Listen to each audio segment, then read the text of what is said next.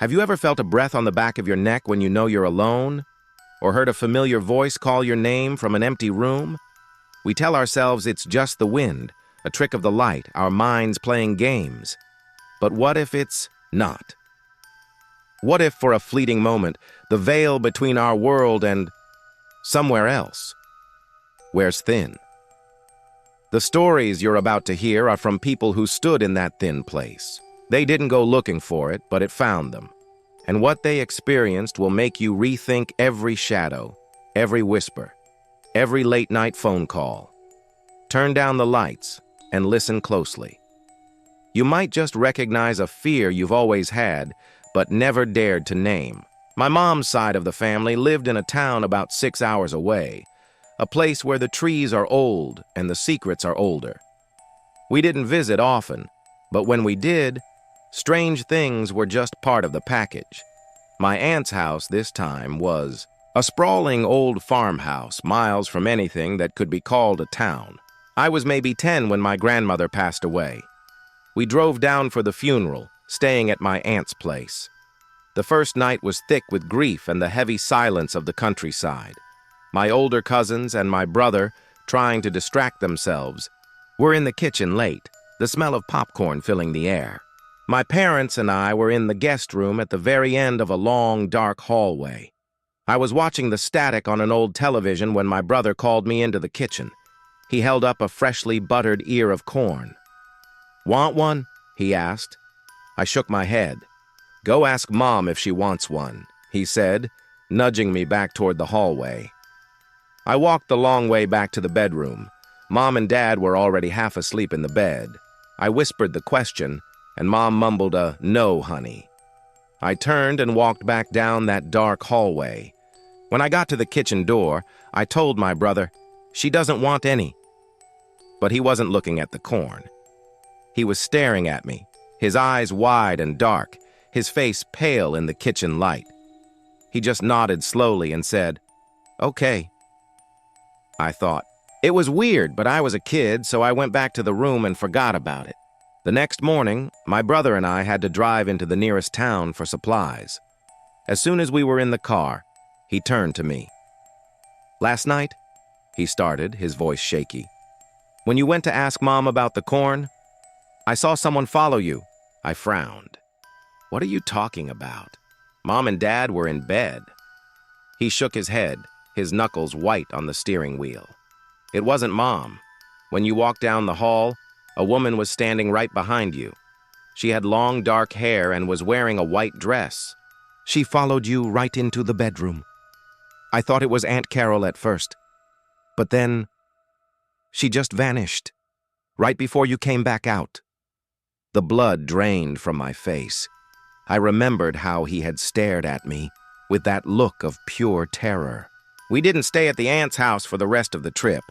We told my parents the farmhouse just gave us the creeps, and we got a room at a cheap motel in town. I've never been back to that house, and I never will. When my mother was a child, she lived in a tiny, hand-built house in a part of Mexico so remote it felt like a different century. There was no electricity, no running water. The nights were deep and dark, filled with the sounds of the wilderness. Her family was large, and the small house was always hot and crowded. So she and a few of her siblings often slept outside on the porch, on thin pallets laid over the wooden planks. She said it was cooler out there, and you could see all the stars. The porch was enclosed by a fine mesh screen my grandfather had installed, meant to keep out the scorpions and other critters. Their nearest neighbor was a day's walk away. They were utterly alone. They never felt afraid until the nights the whispering boy started his rounds. He looked to be no older than 7, with pale skin and hair the color of straw. He was always dressed in what looked like old-fashioned bakers' clothes, a simple white shirt and pants, but his face was hidden behind a crude mask made from stretched and cured pigskin, the eye holes dark and empty. He would appear just after dusk and walk in a perfect circle around the small house over and over for hours. As he walked, he would whisper a phrase a rhythmic chant in a language that wasn't Spanish or English or anything my mother had ever heard. At first, the children were terrified.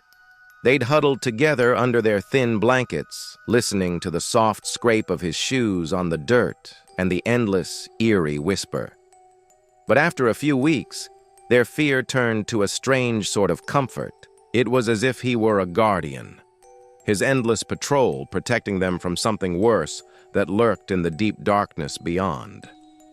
They never knew who he was or what had happened to him. My grandfather refused to believe them, convinced they were making it up to be allowed to sleep inside the hot, stuffy house. But they all saw him, every night. Over time, his constant path wore a thin, circular trail in the dirt around the house. They didn't stay there much longer after that. My grandfather eventually moved the family to the United States. Years later, just before he passed away, he pulled my mother close and whispered, his voice frail, "I saw him. After all these years, the boy was real." This story belongs to my parents and their two best friends, long before I was born. The four of them were inseparable, always looking for an adventure. They'd often drive deep into the vast, empty expanse of the Mojave Desert to build a bonfire, drink cheap beer, and stare up at the sea of stars. Let's call my parents Conrad and Stacy, and their friends Brad and Gina. One scorching summer night, they drove for hours down a lonely dirt road, the headlights cutting through a thick curtain of darkness. They found a spot, got a fire roaring, and settled in. But the desert night wasn't cooperating. The heat was oppressive, and my mom, Stacy, and her friend Gina started getting paranoid about scorpions and tarantulas. They decided they'd had enough and wanted to head back. So, around 2 in the morning, they packed up and started the long drive back to civilization. They were on that same endless dirt road, miles from anything. Suddenly, caught in the high beams, they saw a figure up ahead. It was a man, walking along the side of the road in the same direction they were driving. He wore a long black trench coat and a wide-brimmed hat that shadowed his face. The collar of his coat was pulled up high, hiding his features. My dad, Conrad, had a history of hitchhiking himself and was always one to help a stranger. My mom knew he was thinking about stopping, but as they got closer, a wave of absolute dread washed over everyone in the car. It was more than just a strange man in a strange place. The way he walked, the way he was dressed for a sweltering desert night, the sheer emptiness surrounding him. He radiated a palpable energy that was deeply, fundamentally wrong. Evil. My mom and Gina felt it like a physical blow. My dad, trying to break the tension, joked, "Hey, maybe we should give him a lift." Immediately, Stacy and Gina started screaming from the back seat, real, terrified screams. "No! Don't you dare stop! Conrad! Keep going!" Gina was pounding on the back of his seat, crying and begging him not to stop. My dad, though spooked, was still curious. He slowed the car to a crawl as they passed the man. All four of them turned their heads to get a good look at him. But the instant the car drew level with where he had been standing, he was gone, vanished. There was nowhere to hide. No rocks, no trees, nothing but flat, empty desert stretching out for miles in every direction under the moonlight. He had simply ceased to exist. I grew up hearing this story, and it always felt like a piece of family folklore. Years later, as an adult, I reconnected with Gina. During one of our first long conversations, she brought it up, unprompted. "Do you remember your parents ever telling you about the man in the hat we saw in the desert?" And she told me the exact same story, word for word, that I had heard my entire life. That's when I learned about the Hat Man phenomenon online. It still chills me to think that the terrifying story my parents told me, long before the internet made such things common knowledge, was an experience shared by so many others. Shortly after my brother passed away, my phone rang. The screen was blank. No caller ID, no number. Just an incoming call. I answered, and the line was filled with a strange, crackling static, like the old long-distance calls from my childhood. It sounded like he was a million miles away. I was confused, but then I whispered his name. "David?" As soon as I said it, the static cleared for just a second. I heard a faint sigh, and then the line went dead. I believe his energy was still lingering, strong enough to reach out one last time to let me know he was okay. He's visited in other ways since. The most vivid was a lucid dream where he told me, with a clarity that wasn't my own, that he wasn't relieved his long battle with cancer was over. He used words and concepts I'd never think of, expressing a complex frustration with the universe. It was so uniquely him that I knew it wasn't just my subconscious processing grief. He was more present in those early days. Now he just drops in occasionally, usually when I'm sick. I'll feel the distinct pressure of his hand on my forehead, just like he used to ask me to do for him when he was ill. My kids and I have had many experiences, but I'll never forget that impossible phone call. A faint voice reaching across the static from somewhere beyond. A few months ago, I was sitting in my car at an automatic car wash, the brushes thumping against the windows. My music, playing through the car's Bluetooth system, suddenly cut out, which only happens when a call is coming through. I glanced at the dashboard display. The caller ID read, "Ma'am, M-A-M." I froze. Ma'am isn't a common name, but it's what I called my mother. It's how she always signed birthday cards to me. But her contact in my phone was, and still is, under Dad, since they shared a single landline for decades. I hit the answer button on my steering wheel. There was nothing but dead air. The call ended after a few seconds. I checked my phone's call log. No record of a missed call. No record of a received call. It was as if it never happened. The thing is, my mom has been gone for 3 years. I tried to dismiss it as a weird electronic glitch, a side effect of stress. But then yesterday it happened again. I was driving, and my husband was in the passenger seat. He saw it with his own eyes. The screen lit up. "Ma'am." This time it rang 3 times in a row. The first time I answered, the line was open for almost a minute. Silence. The second time it was shorter. The third, just a few seconds before it disconnected. My husband is the biggest skeptic I know, but he can't explain it. There are still no call logs on my phone. No history. It's like a ghost in the machine. A message from a number that no longer exists. From a person I miss more than words can say. This happened to my mother. A few months back, her beloved aunt, my great-aunt, was in the hospital battling the virus. For a while, it seemed she would pull through, but then things took a sharp turn for the worse. A heart attack, irreparable lung damage. She was brain dead, kept alive only by machines. My cousins had to make the impossible decision to let her go. Because of the quarantine protocols, none of us could visit. We were 3 hours away and had to say our goodbyes over a series of strained, heartbreaking phone calls. My mother held it together, but I knew she was devastated. They had been incredibly close. I hadn't seen my great-aunt in years, but I had fond memories of her. We ended up taking in her 2 little dogs, who were confused and anxious, their last memory of their owner being a flurry of paramedics and loud noises. They've since settled in wonderfully with us. A few weeks after the funeral, my mother was jolted awake around midnight by her phone ringing. She blearily looked at the screen and her heart stopped. The caller ID showed my great-aunt's name and picture. Her hand shaking, she answered. I'll paraphrase what she told me happened next. She was greeted by my aunt's calm, familiar voice. "How are you calling me?" my mother managed to ask. "Don't you worry about that," my aunt replied gently. She went on to say that she was okay, that she was with family who had passed on long before, her husband, her mother, her sister. She told my mom how grateful she was that we had taken in her dogs and that she was so happy they were being loved and cared for. Then she had a message for my cousin, her daughter.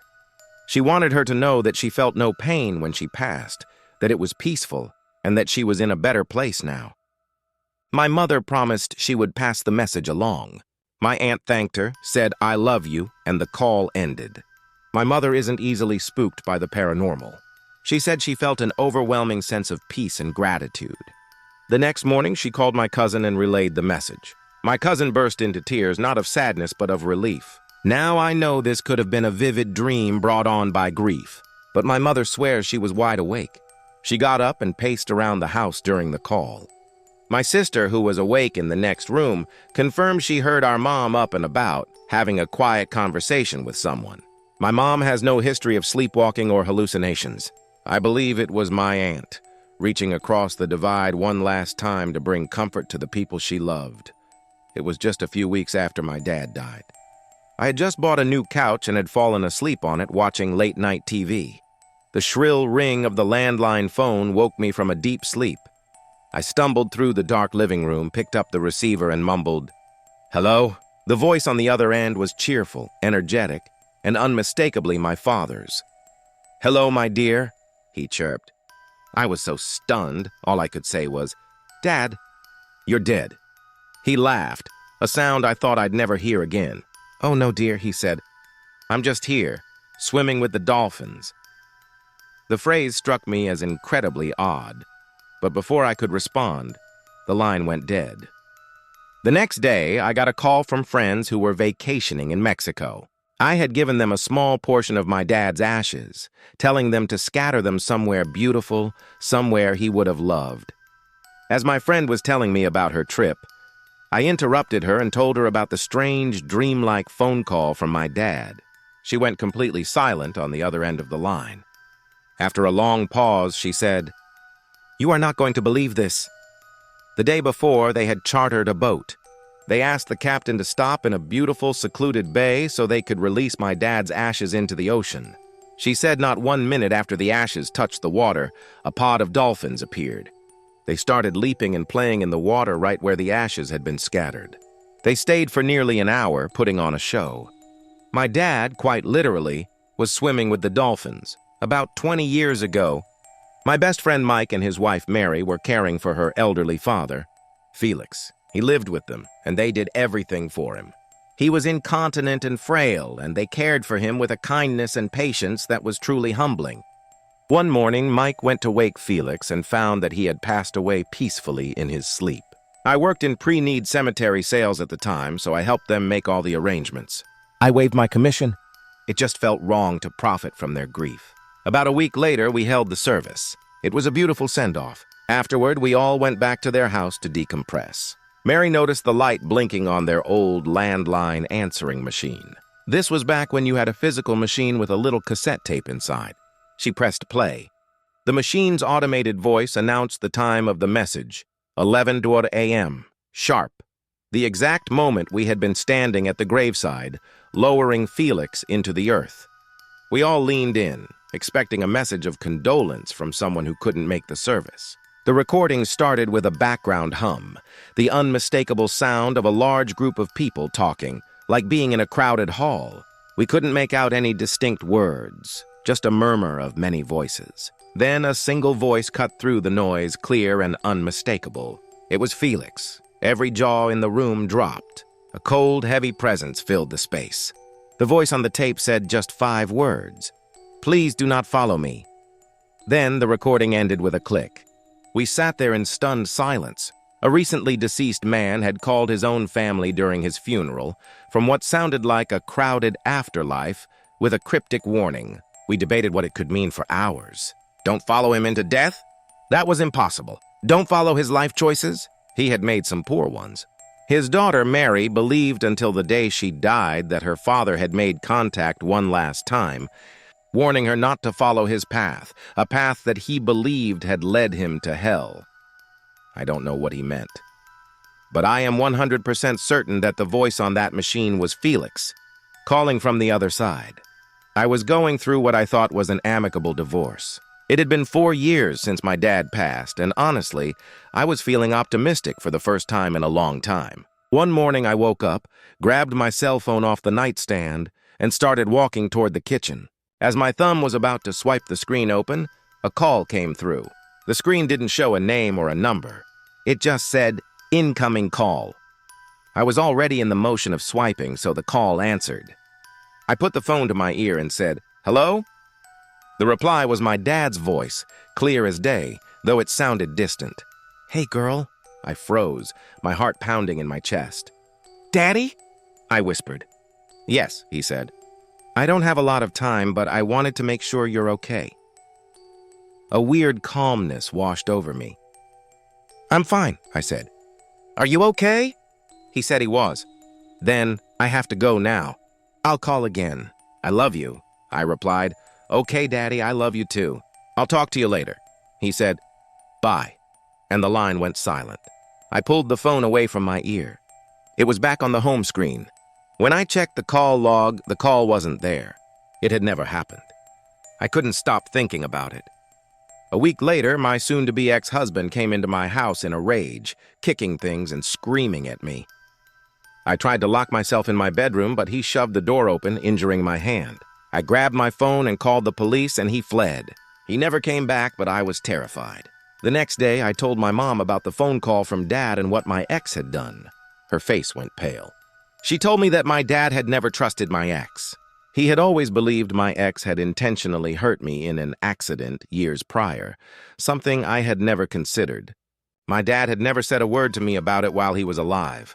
We could only speculate that my dad was worried my ex was going to become violent, and somehow, from wherever he is, he called to check on me. The strangest part was how normal the conversation felt. We never acknowledged the giant elephant in the room, the fact that he was dead. I guess if my dad ever calls again, I'll know something is wrong, and this time I'll have more questions. My husband and I were visiting his grandmother late one night. Her sister-in-law was also visiting from out of state. The four of us were sitting around the old kitchen table, telling jokes and laughing harder than we had in years. Grandma, who was in poor health and needed regular breathing treatments, started coughing from laughing so hard. My husband, concerned, told her she needed to take her treatment. She waved him off, not wanting to leave the fun. She got sucked back into another story and started coughing again, this time more heavily. "Grandma, seriously," my husband insisted. "If Grandpa were here, he'd be nagging you to take your treatment." Her sister-in-law chimed in. "That's right. Don't make me have him call you." Grandma gave a little dismissive chuckle. At that exact moment, the sister-in-law's cheap track phone, which she only used for travel and whose number practically no one had, started ringing. It was nearly midnight. We all froze, staring at the phone as it buzzed on the table. Spooked, she flipped it open to answer. The call immediately disconnected. Grandma didn't say a word. She just got up, went to the living room, and took her breathing treatment. She wasn't about to argue with a potential message from beyond the grave. Her husband had always been the one to remind her about her health. We all like to think it was him, still looking out for her. I live in Sweden, in a house that's about 100 years old. My family is very logical, very scientific, not prone to believing in the supernatural. My dad is the kind of guy who picks up new hobbies constantly. One day, he decided to start a bee farm. He set up the hives in our backyard and cleared out the tiny shed to use as his honey processing room. The room is incredibly small. You can barely fit 2 people and a small desk inside. It has to be kept meticulously clean. On the desk, among the jars and tools, he kept a huge, heavy scroll of labels for the honey jars. It was about the size of a small watermelon. One afternoon, Dad and I were in the shed putting labels on the new batch of honey. It's a tedious process. After about half an hour, he said he was stepping outside for just a moment to get some fresh air. He placed the massive scroll of labels squarely in the middle of the desk. I watched him do it. He was outside for no more than 10 seconds, standing right by the door where I could see him the entire time. I glanced down at my phone for a second. When he came back in, he looked at the desk and said, "All right, where did you put the scroll?" I told him I hadn't touched it, that he had left it right there on the desk. But it was gone. We looked at each other confused. We searched the entire shed. It's a tiny room. There is nowhere for a huge scroll of labels to go. We checked under the desk, in the 2 small drawers behind the shelves. Nothing. We went outside and searched the entire area around the shed. It was impossible. It had vanished into thin air from a sealed room in the 10 seconds he was outside and I was looking at my phone. It's been over a year and we've never found it. We can't explain it. My logical, scientific family can't explain it. There is literally nowhere it could have gone. Maybe the old stories are true. Maybe gnomes still exist in Sweden. My brother and I are experienced desert campers. We've spent most of our lives exploring the arid landscapes of the Middle East. I have never, for a single second, believed in anything paranormal. My brother, on the other hand, has always been sensitive. He sees things, feels things. He calls them jinn, demons. Last night he made a believer out of me. We were heading to our usual spot, a remote area with a small oasis, a cluster of trees around a pool of water. As we got closer, my brother's mood darkened. He became quiet and withdrawn. I asked what was wrong, but he just shook his head. When we arrived, the feeling of unease was thick in the air. My brother said that when he feels a presence, he becomes incredibly unlucky. First, he almost dropped a box of hot coals on his foot. Then he spilled a whole soda on his phone. While cleaning it, he smashed his elbow on the corner of his chair. Later, reaching into a supply box, he felt a sharp, cold sting on his arm. It was an unsheathed knife that we had packed securely in its case. He said it felt like something had pushed his hand right onto the blade, directly over his veins. As dusk began to settle, a car appeared out of nowhere with a couple saying they were stuck in the sand. Their small sedan was stuck in a way that made no physical sense. There was plenty of grip, yet the wheels just spun. My brother later told me that as we were helping them, he felt a powerful, evil presence watching us. It took us over an hour to get them out, a job that should have taken 10 minutes. When we got back to our camp, an unnatural silence had fallen. The hundreds of birds that usually filled the air with noise were gone. The 3 stray cats we often saw were nowhere to be found. Even our fire was dying out unusually fast. My brother grabbed my arm, his eyes wide with fear. "We need to leave. Now," he whispered. We quickly prayed, but it felt like that only made things worse, like we had angered whatever was there. That's when we heard it. From the other side of the small pond came a sound so horrific I can only describe it as the sound of death itself. A long, guttural, bellowing screech that seemed to vibrate in my bones. We froze in absolute terror. Then we scrambled, throwing everything into our land cruiser, not caring about being neat. The sound of twigs snapping and heavy footsteps circled our campsite. Dark shadows darted between the trees, figures that didn't change shape with the light. The 3 cats suddenly reappeared, huddled behind our car, staring into the woods, their bodies rigid with fear. As I drove us out of there, the steering wheel fought against me, trying to pull us off the path. The second we hit the paved highway, it was fine again. On the dirt path out, the way was blocked by what seemed like every bird in the area, just standing there, staring at us. Then my brother grabbed my shoulder, his voice stern. "Don't look at my window. Keep your eyes on the road." He later told me he saw tall, dark figures standing in the trees at every bend, all of them pointing at us or pointing down the road ahead of us. As we neared the exit, a deer stood in the middle of the path, staring directly at us with an unnerving stillness. I have lived here for 16 years and have never once seen a deer in this desert. It just stood there until I was practically on top of it, then slowly walked away. Its eyes locked on us. Just as we reached the highway, another one appeared. But this one didn't look right. It was shaped like a kangaroo mixed with a deer. Its skin looked rotten, and its eyes were a milky white. I stomped on the gas. My brother told me later that the jinn try to make you stop, to trap you in these remote places. They block your path. They cause bad luck. They mimic sounds. I can try to explain away the sounds and the shadows as my mind playing tricks on me. But I cannot explain the car fighting my control, and I cannot explain the 2 deer standing in a place where deer do not exist, blocking our only way out. I will never doubt my brother again. One night, a group of friends and I decided to explore Stowe Lake in San Francisco, a place with its own share of ghost stories.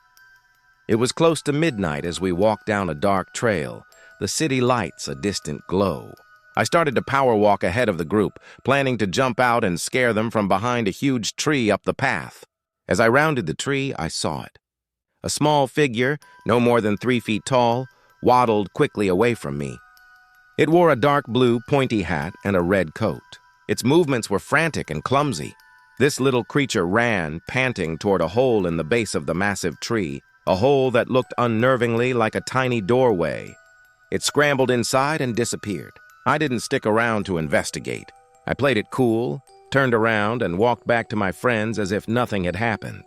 I never told them what I saw, but I am absolutely certain that for a brief, bizarre moment I saw a gnome at Stowe Lake. This happened when I was about 7. I woke up in the middle of the night and tiptoed to the kitchen to sneak some cookies. Our kitchen has a large window looking out into the conservatory and then into the garden. As I reached for the cookie jar, I heard quiet chattering from outside. Curious, I peered through the window. In the moonlight, I saw 3 little men in our garden. They all wore red pointy hats and were bickering amongst themselves in a strange, guttural language I had never heard before and have never heard since. I was paralyzed with fear. I didn't scream or make a sound. I just backed away slowly, then ran to my parents' bedroom.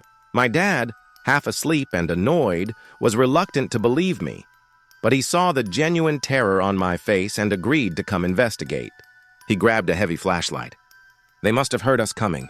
By the time we got to the conservatory, they were already scrambling through the back gate of our garden. My dad got a glimpse of them, too. He didn't see their faces, but he saw their 3 red pointy hats disappearing into the darkness. I've never seen my father look so scared, so completely baffled in my entire life. This is a memory I have that shouldn't exist. It's from before I was born. I am a deeply skeptical person, and I cannot find a logical explanation for it. The memory is this. I'm watching from a slightly hidden vantage point, as if peering around a corner. I see my father and other family members walking out of my grandmother's house. They are smiling and excited. They are on their way to the hospital for my birth. I can recall with perfect clarity what my dad was wearing. A black blazer, a light blue shirt, a blue tie with diagonal pink stripes, and black jeans. I even remember the way he walked, with a slight bounce in his step. The memory is vivid, like a short film clip replaying in my mind. A few years ago, I decided to test this memory. I asked my dad, without giving him any details, if he remembered what he wore the day I was born. He described the exact same outfit. The black blazer, the blue shirt, the pink and blue striped tie. He said he remembered it perfectly because he had planned the outfit specifically for that day. A chill went down my spine. My first thought was that maybe I had seen a home video of that day. My family had an old VHS camera and recorded everything. I spent a weekend digging through dusty boxes and watching every single tape we owned. Nothing. The earliest video of me was from my first birthday. There was no footage from before that. And besides, the perspective of my memory, that strange, hidden, first-person view, wasn't like a home video at all. It was as if I was there, a silent observer, watching my own family head to the hospital to welcome me into the world. I still don't know how it's possible. It's a glitch in my own timeline, a memory of a time before my memories should have begun. A few years ago, I was in Ireland for a school program. I was put into a technology class with my best friend of 12 years. We never did any actual work. Instead, we would just mess around with the tools. Each workbench had a heavy-duty mechanical vise bolted to it. We would put anything we could find in there, pencils, erasers, scraps of wood, and just tighten the handle until whatever it was completely crushed. One day, we found a thick piece of copper wire about 3 inches long and maybe a centimeter thick. We placed it in the vise and started cranking the handle, tightening it with all our strength. We watched the jaws of the vise close completely on the copper wire. Then, we opened it, eager to see the flattened result. But when the jaws separated, the wire was gone. It had completely vanished. We were stunned. We looked under the table, inside the vise itself, on the floor, even on the other students' tables. Nothing. We asked everyone in the class if they had seen it or picked it up. They all said no. We spent the better part of an hour searching for that piece of wire. We even put another identical piece in the vise and crushed it, and that one just fell to the floor as expected. We laughed it off at the time, joking that it must have slipped into another dimension. But to this day, neither of us has any explanation for what happened. An object, held firmly in a solid steel vise, simply ceased to exist the moment pressure was applied. Do you have a story like these? A moment that defied explanation, a whisper from an empty room, a feeling of being watched when no one was there. Don't dismiss it. Don't rationalize it away. Share it. Let us know in the comments below what you've experienced. Because the more we share, the more we realize we are not alone in the dark.